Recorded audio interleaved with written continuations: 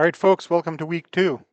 We're going to be diving into specifically the DDL portion of the SQL language this week, which is the language used to create tables and um, modify them. I'm also going to do a bit of the DML stuff, which is the data manipulation language, which has to do with, it's just going to be the part where we create data. Because most of the semester is focused on querying the data, but sometimes it helps to have the understanding of how to build the stuff. Um, as I said last week, I'm going to treat this, I'm not going to use the slides because there's not enough time to read the slides and or do demos. So as you can see, I've got a prepared file that has all the things I got to talk about that's in the slides. Except instead of reading slides to you, I'm actually going to show you the commands and what they do and how they behave. Uh, I am currently using Data Grip. I know your lab prof apparently would prefer you guys use MySQL Workbench. Doesn't really make a difference. It's just MySQL Workbench is kind of flaky on Macs.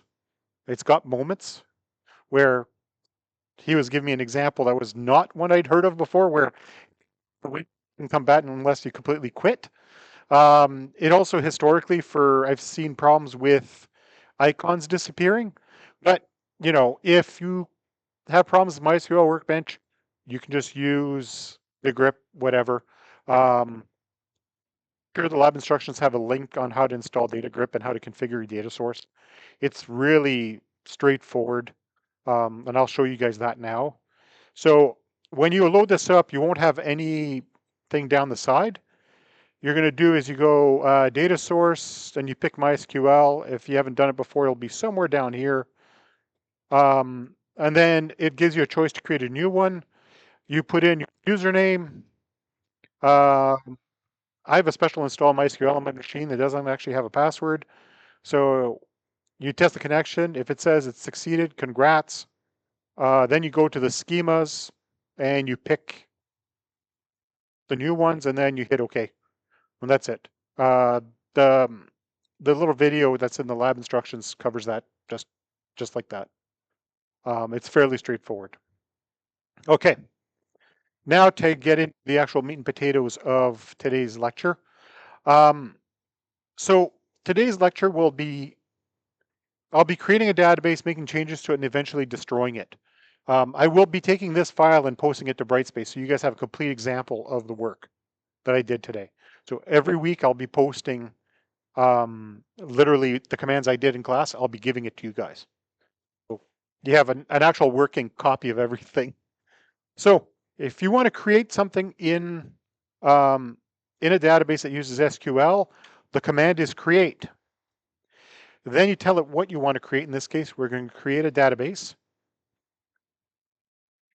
And I'm going to call it demo. You'll notice I put a semicolon at the end. In SQL, the semicolon is the command terminator.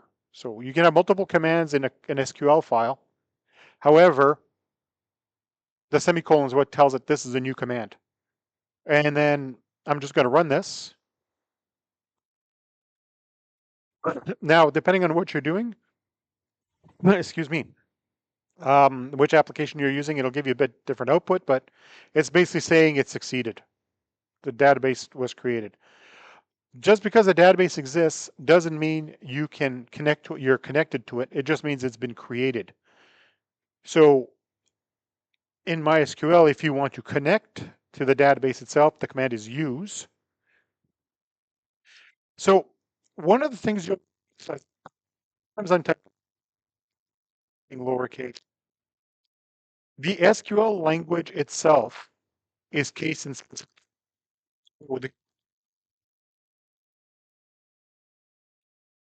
That having been said, depending on what database engine you're working with, the database objects may be case sensitive. In MySQL, they're not. In Microsoft SQL Server, they're not. In PostgreSQL, it's very case sensitive. Oracle lies because it says you can write it whatever way you want. What it actually does is stores all the database objects uppercase. and then it just translates it for you. IBM DB2 is very case sensitive also. So, it just depends.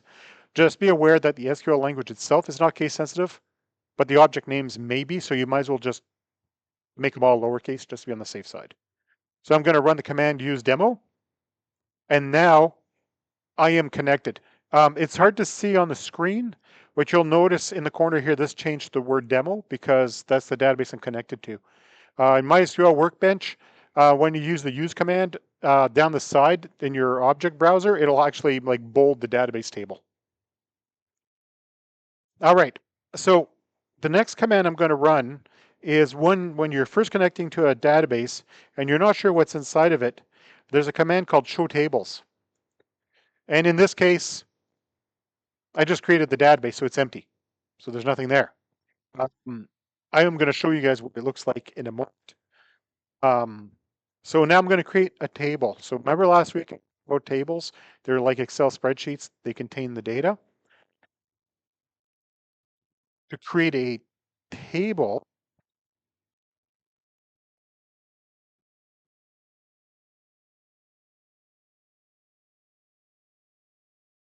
command is create space table, and you give it a name. So far, it's following the same logic as the create database command. However, you have to define the contents of the table. So my first column will be, actually, I'm going to call it department ID. It's going to be an integer. So this auto increment keyword that I just put in, this is MySQL and MariaDB specific. Other database servers do this differently. What auto increment does is that it's going to automatically set the value of department ID. How many of you have gone somewhere recently where you had to take a number to be served? You walk into like a passport office and they give you a number. That's what, yeah, like Service Canada, Service Ontario, financial aid, take your pick anywhere, so same way. It's basically grabbing the next available number and it's no longer available to anybody else. And it automatically sets the value so you don't have to worry about populating your primary keys. I'm going to mark this as a primary key, and then I am going to call my next column name, varchar 50. There. Oops, not like that.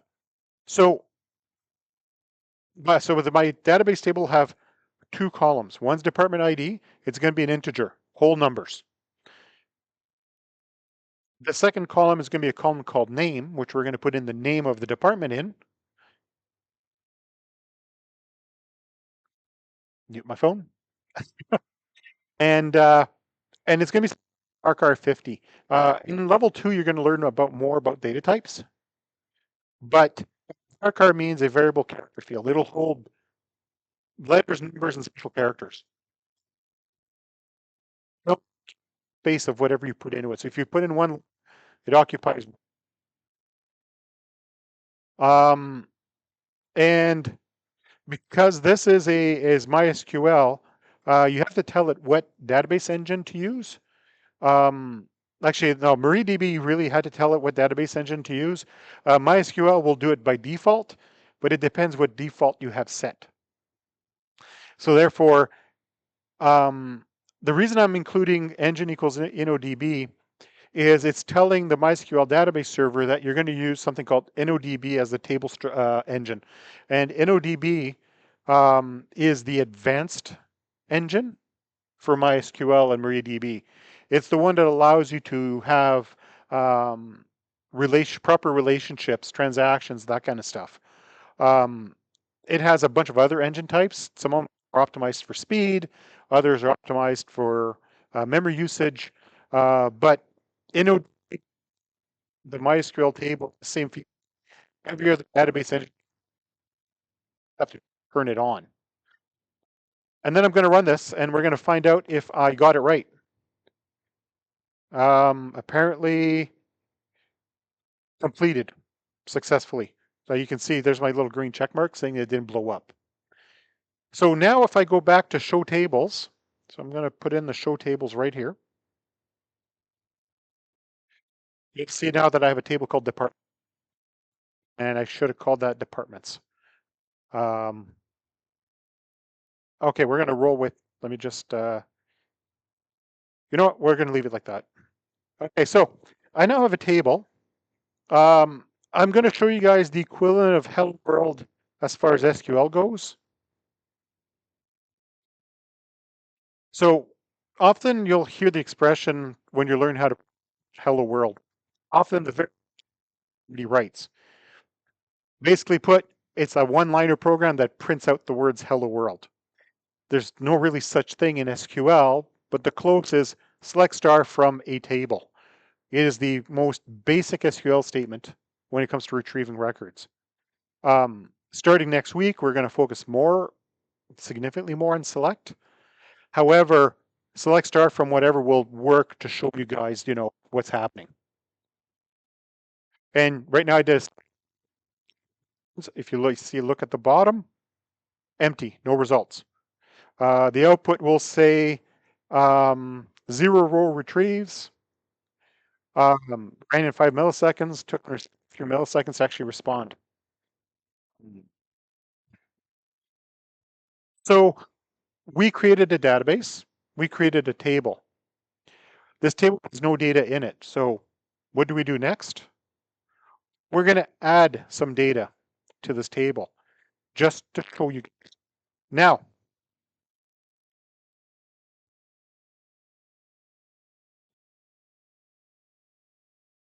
when you add a record to a database, when SQL was being created as a language in the 1970s, um, oh, SQL is a little bit older than I am, just a little, at least with the first version of it. They were working in the concept of business systems. So they were working with trying to build a language that would be understandable for managers and stuff. And they were picking keywords that would be very English. Let's go with that phrase. Um, so if you want to add a record, you are going to insert a record. When you insert a record, the concept is they were going back. I think I told you guys about the filing cabinet thing last week, right? Where you got folders of paper. You take a piece of paper and you put it in the folder. What are you doing? You're inserting the piece of paper into the folder. Then you take the folder and you insert it into the filing cabinet, right? So the keyword is insert. So you go insert into, then you give the name of the table where you're going to put the data. So I'm going to insert into department, and then you tell it what values are you inserting. Now, because I already set the department ID to be auto incremented, I don't need to supply that value. In actual fact, I missed a step here. You have to tell it what you're inserting. So I'm going to feed it the name, and I'm at engineering, and I'm going to run it. And you'll see 7 seconds. If I were to retrieve the data from the table, now you'll see here's my department ID of 1 with a name of engineering. So I'm going to add another row, accounting. There we go. Let's go to the accounting department. And I'm going to pull those rows again. And as you can see, I'm populating my database. So I'm taking values and I'm inserting them into the tables. So far, I've got one table with 2 rows of data. Oh, I'm going to create a more complex example. And I guarantee I'm probably going to make a typo or two during this. So you'll notice I'm probably going to try to write it and I'm going to get an error. I've been doing this for years and I always get the syntax wrong.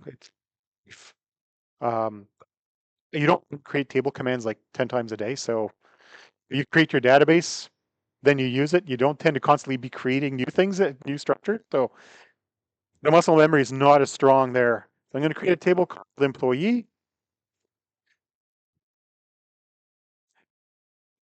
So I'm gonna my primary key will be employee. I and I'm really lazy, so I'm gonna copy paste the first two rows because I'm gonna leave it exactly the same. All right. Now I'm gonna also add email as varchar 150. Yeah, 150. Um, so it's going to allow up to 150 characters. Um, I talk about this particular one too often. People always ask me, "Do you pick 150 for an email address?" Because most people email addresses are not that long. That's because on my second job I got burned by, and I had to do an emergency patch on an application that had to be pushed to 1,000 people. Um, Essentially, the previous developer had created it, had decided that 60 characters was enough for an email address. Mind you, back then computers were slower, hard drives were expensive. I remember the server had 120 megabyte hard drives in it. Okay, on your phones, that's about 50 pictures. Just so you know, okay, just how much room how little room we had. But one day I had one of the it was a call track system. I had one of the tech support agents call me up saying I'm getting an error and I'm trying to save a new contact. I go, really? Let me go look. And the person's email address was absurdly long. Um, so this particular client was with a government of Ontario, and back in the day, the way they had their email address was the person's full name with a period. And it happened that this lady originally was from Quebec, and people in here probably don't know what that means. But in Quebec, when people get married, they needed last names. They don't necessarily take their spouse's name; they get their last name hyphenated last name, and this person had a hyphenated first name. Little there, it was like some Joanne thing, a dot, and then she had this really long set of last names. Ah, and then for some unknown reason, the geniuses at the government of Ontario just put in the entire department name as the target email address. So natural resources, ressources naturelles, because it had been both languages, .gs, .on, whatever. It was like 100 characters long. I swear by the time we were done typing everything in. So I had to make the field bigger and then fix the application and emergency deploy. Um, so I've learned that you know what, 150 characters doesn't take up an extra room in the database, and it saves you problems in the long run. Always estimate worse.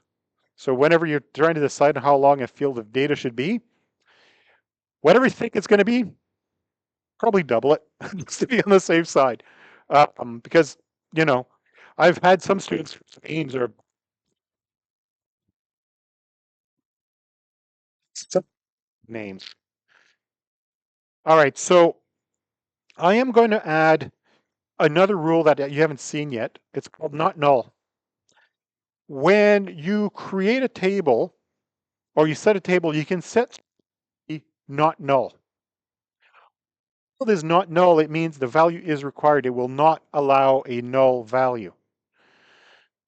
Database is interesting. Database servers or SQL is interesting because it's one of the few things in computing that respects nulls as actually being a real thing. In programming languages like Python and Java, you can set something to null, but it treats null as a value. In database, is a true null. It's the absence of value. It's not empty. It's absence of value. So when you say something's not allowed to, is not null, in theory you could feed it an empty string, and that's valid because it's not null. Null is absence of value. It means the value is optional. Okay. Um, Now I'm going to create my primary key in a different way. I'm going to add a constraint. Uh, Primary key.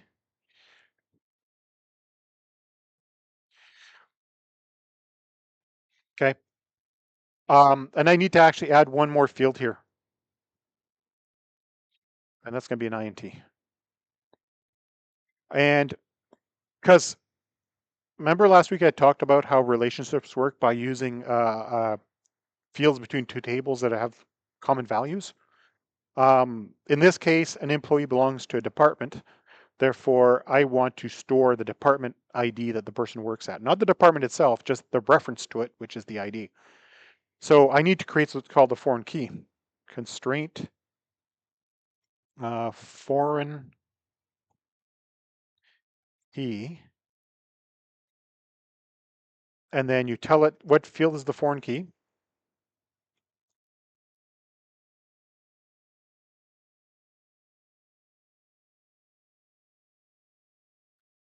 And no, I don't want the name. Okay.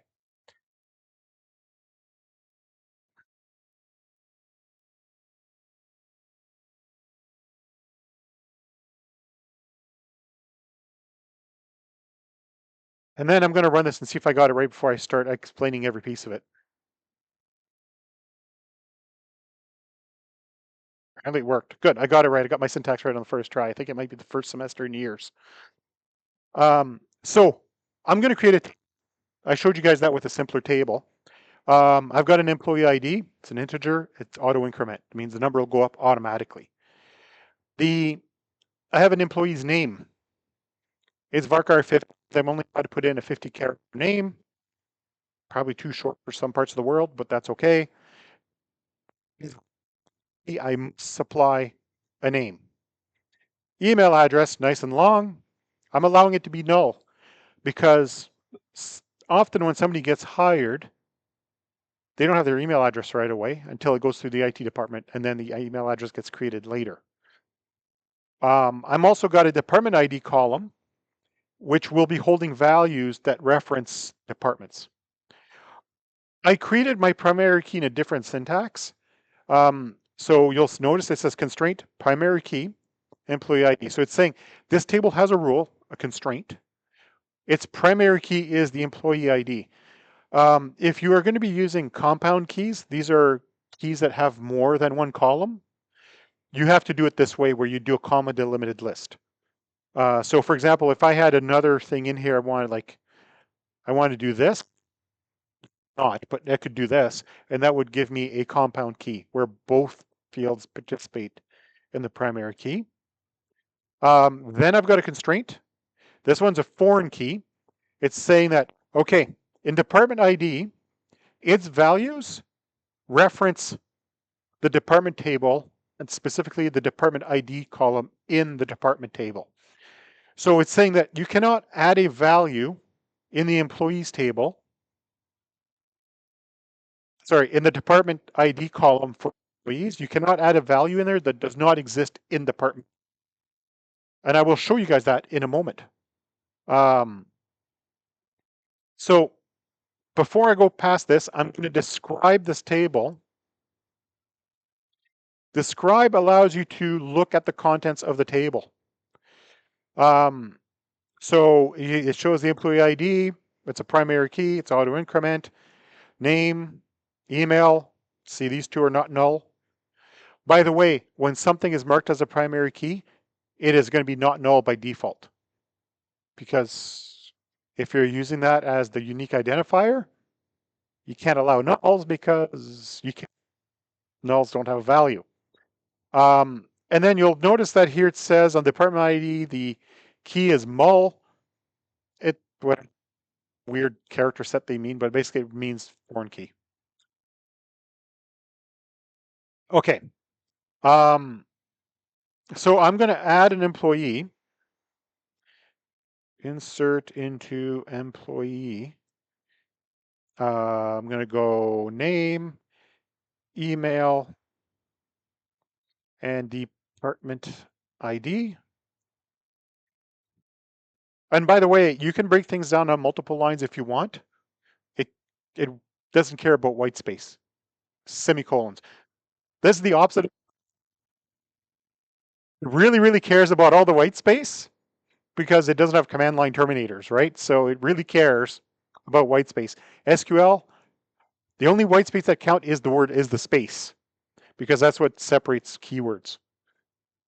Outside of that, tabs, multiple spaces, carriage returns, it doesn't care. Okay, so values, and I want to do the name, so I'm going to add Bob. Their email address is bob@bob.com because, he's the owner of the company. And that he's going to belong to department number 1. And ran select star from employee. And here's Bob. You will see that I added department ID number 1 to Bob. If you recall, department number 1 is actually engineering, but we're actually referencing the key, not the name. So it's, for example, here at the school, when you go to the registrar, one of the first things I'm going to ask you is what's your student number? Because if they ask you for your name, there's a good chance your name already exists in the system, probably with somebody else, especially if your name is Mohammed. I wish I was joking. I've had that happen where I had 3 or 4 Mohammeds in my class. So at the same time. So they'll ask you for your student number because that way they know for a fact they're going to find you and not, pull up 25 copies of your name and then have to guess which one you are. So we are referencing the department ID in case engineering changes names one day. Doesn't really happen in private companies, but in the government, like the group I'm in at Health Canada, my directorate has changed names twice since I've been there. I've been there for about 2 years. Right? They're constantly renaming things just as they can. And if I was using the actual name instead of the reference, I'd have to update everybody's records. But if I just do the reference, I can just change the label on the reference and magically it stays the same. So you don't have to worry about connections. All right. I'm going to modify my table. So if you want to modify the table, it's alter table, employee. I'm going to add a column, phone number, and it's going to be a varchar 14. And I'm going to hit enter. Now, if I select star from employee again, you'll notice the phone number is null because when I created that record originally, that column didn't exist. So you added a column. The database server doesn't know what to give it. So it goes, you know what? It's null because I don't know. There's an absence of value. Therefore, it's null. Okay. So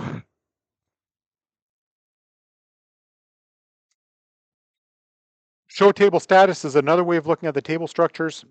You'll notice that department has a data length of this, but the employee table does not have a data length. It's got other stuff in it, all kinds of interesting things. So I'm going to add another row to the employee.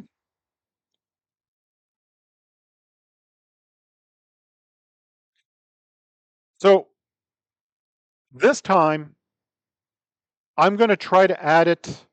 Actually, no, I'm going to add it with a phone number. So I'm going to add phone. Oh, actually, no. I'm going to add Jane and Jane. And you notice I'm not even going to include the phone number. And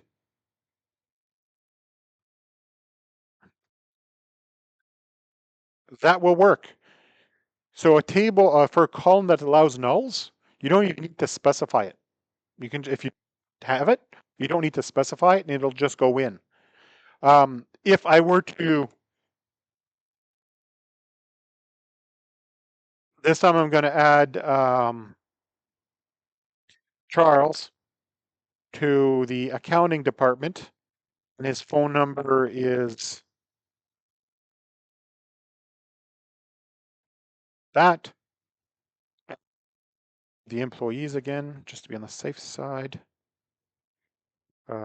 So right now you'll notice, at least in my ID, MySQL Workbench knows something's wrong. That's why it's gone yellow. Forgot to include the phone. So now I'm going to add this employee with a phone number. And now you'll see here's Charles. And I forgot to change his address, email address. We're going to fix that in a minute. And he's in accounting, and there's his phone number. All right. So I am going to change this script a little bit because I changed how I did my table structure. So I'm going to try to add an employee with an invalid department ID. So I'm going to go department ID 3. I don't know, Nancy, like this. And I'm going to try to run it. Did it work? That shouldn't have worked.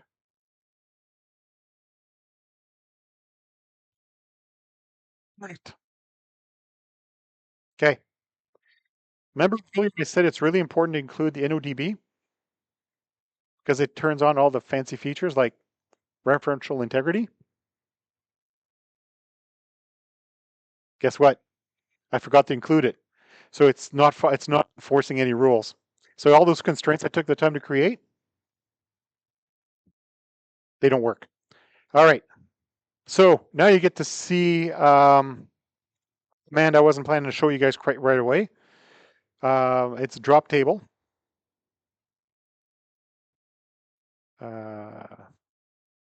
Drop table.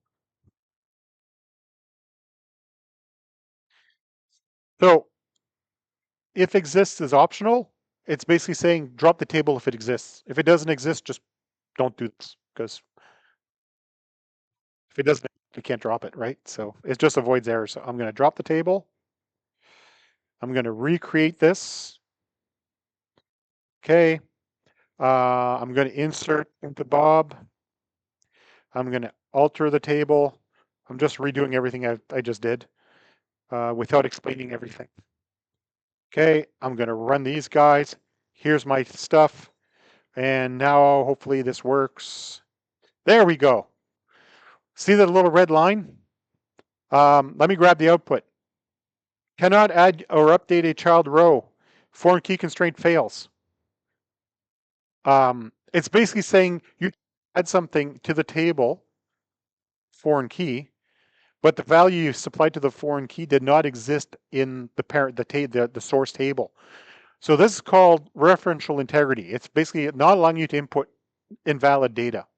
If I were to create my 3, I would then be able to add this. I'd be able to add Nancy. But without that, it's not going to work. So I am going to add another department here. Let's go grab an insert. Bang. I'm gonna add, I've already shown you guys a couple of valid rows, so I don't need to do that. Oh man, what am I gonna call it? Engineering, accounting, tech support. Okay, I'm gonna add a tech support, and I'm gonna add Nancy again. And now it works because I added another department. It got ID number 3, so now insert will work. Normally, you don't want to keep adding the reference tables values unless you need them. You should be using valid values, not creating them as you go. Yes,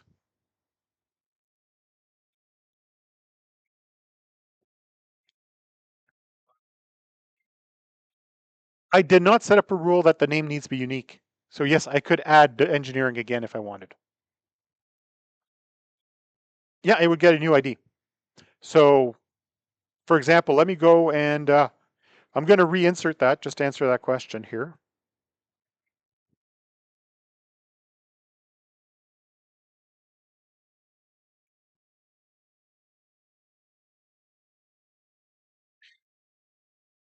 Just so that when you look it up later, you'll know why I'm doing this. So if I do this, it doesn't care. But if I go select star from department,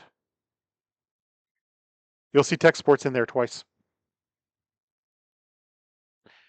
But it has a different primary key, therefore it's valid, which takes care of, no, it's similar like the student number here at the school, you'll have two people with the same name. The unique ID, it takes care of the duplication. Yeah. Okay, so I want to show one other insert into the employees table. That's going to cause a problem.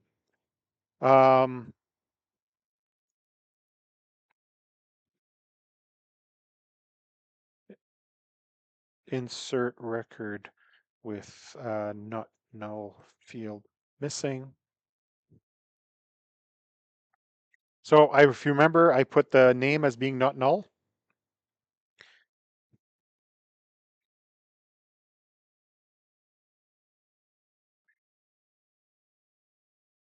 All right, I'm going to try to add Charles. And now I got an error message. The error message is really small. I'm going to go to the output so you can actually see. Field name doesn't have a default value. So I set it as not null, but you can also default value saying, hey, by default, this is the value that should go into this field. It's saying, you tried to add something in the database. I'm requiring a value and you didn't give it to me. Too bad, I'm not going to do this. Fix your shit and then try again. Okay? So, yeah, I'm actually going to comment out this command because, actually, no, I'm going to, whatever. This was going to cause problems. All right, so now I want to change the name of one of my employees. Specifically, it's going to be Charles because I screwed up his email address. I'm going to update Charles. For starters, I'm going to go update employee, set name equal to Charlie, where ID is equal to, and what the heck was his ID? Oh, shoot. Charles is 3, and it's employee ID. So I'm going to update that, and you'll notice that I got no error messages. I'm going to pull the records again so you can see I've renamed Charlie. Now, you'll notice I have something on here called a where clause. You'll be learning about these guys starting next week. It's known as a predicate. A predicate is an expression that evaluates to true or false, yes or no. So it's saying, I want you to change the employee where the ID of the employee is equal to 3. That means it's only going to change employees that match that rule. So if it's going to go row number 1, employee ID is equal to 3, no, because it's 1. Row 2 is employee ID equal to 3, no, false. Row 3 in this, okay, we're going to change that one. Yeah, I'll go into detail next week about predicates, but there's a reason I'm introducing it here because there's some dangers with some of these commands if you don't use this. So if I were to update employee, set name Charles, because I want to fix his name again, but I want,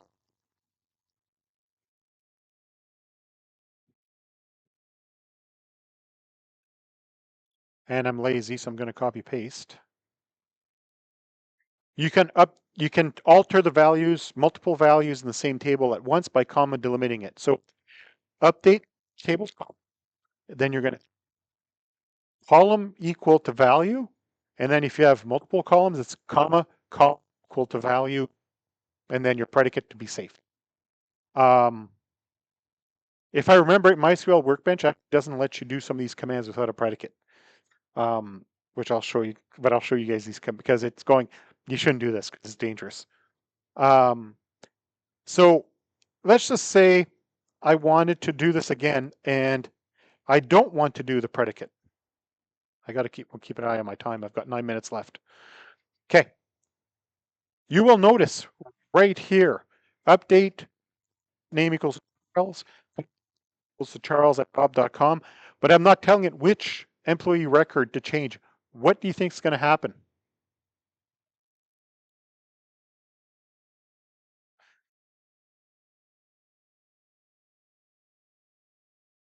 Yeah, it's going to change every row. So I'm going to put in my select star from employee for this, and I'm going to run this. Um, Data Grip warns you that this is not a good idea. MySQL Workbench stops you from doing it unless you actually go into the preferences and turn that off. Okay, it's saying execute, and now everybody's Charles. You notice that happened really, really quick. You know, um, did it in 4 milliseconds. Actually, no, that's wrong. 5 milliseconds to change all the rows. Like it happens. There's no way for you to stop it. And here's the other thing: there's no undo. Like you're used to going undo, undo. There's no undo. It's called a backup, which you're not going to learn about how to do till next semester. It's just saying. There is no undo. It is immediate. Anybody here ever open up a DOS prompt and type in like a delete command or create create call? You're going to learn about this later in your in your networking class, I think it is. But yeah, it's the same thing. Like you run something in the DOS prompt and you delete something using your, it doesn't go into your garbage bin. It's gone. No, it's recoverable if you turn off your computer that second. Then you use special software to recover it, but it's gone. For all intents and purposes, it's gone. With this, it's the same thing. You run this command, it's changed forever. So now I'm going to go delete an employee. Delete from employee where ID is equal to 1. Okay? And it's employee ID.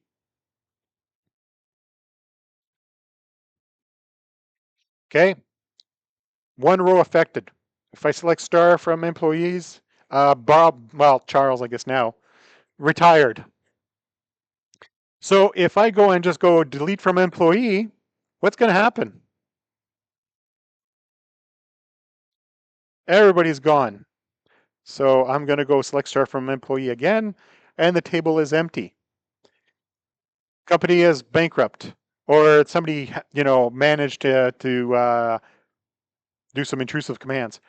Okay, yes, I've got 4 minutes to finish this.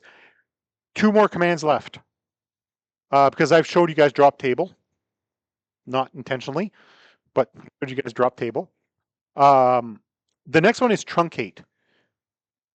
Truncate is dangerous. Truncate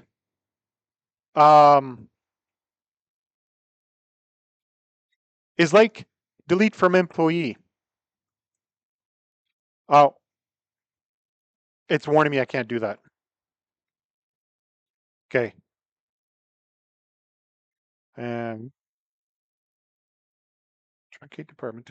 Oh, yes, this one doesn't support that. So let me just add some people back into employees here. There. Let's go add Nancy back in. Add these guys back in. Okay. I've got some records. I'm going to truncate employee.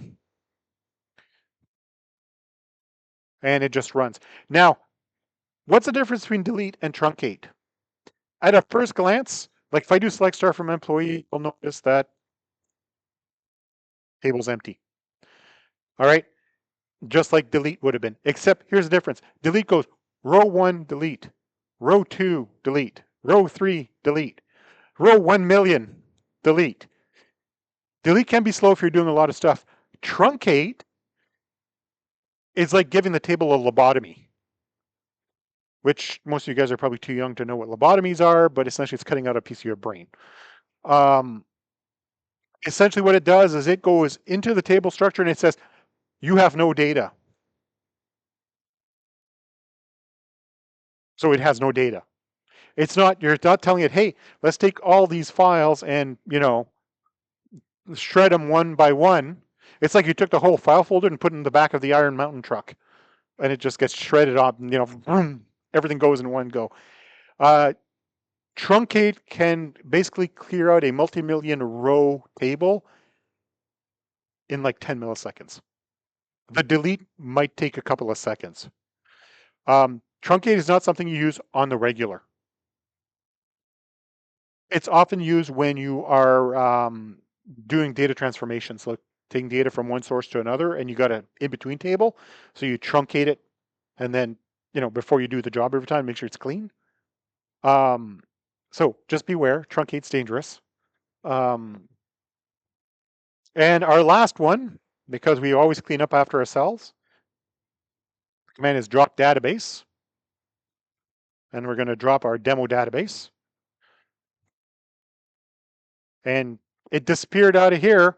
We just basically took the entire filing cabinet and threw it out the window. We didn't get rid of just a file. We just, boom, the whole thing is gone. And depending on your database server, this happens exceptionally quickly. Because other than Oracle, and I don't know why Oracle's like this, but if you do this in MySQL, in Postgres, I think Microsoft SQL Server, the result is almost instantaneous. What it does is it unregisters the files with the server and then marks them for deletion later when it's time to clean up the house. So the database just goes away and all your data is gone for all intents and purposes. So drop database. Very quick, very destructive, and you can't undo it unless you have a backup. So that covers all of the items from today that would have been in the slides, including one I forgot, which was not, that wouldn't have been in the slides, but explaining the whoops with forgetting to include the engine to do the foreign key and stuff. I will be uploading this file by tonight, so you guys have it. Well, I'll do the video, the class recording, and upload the class recording, and then at the same time I'll post this sample, so you'll have it.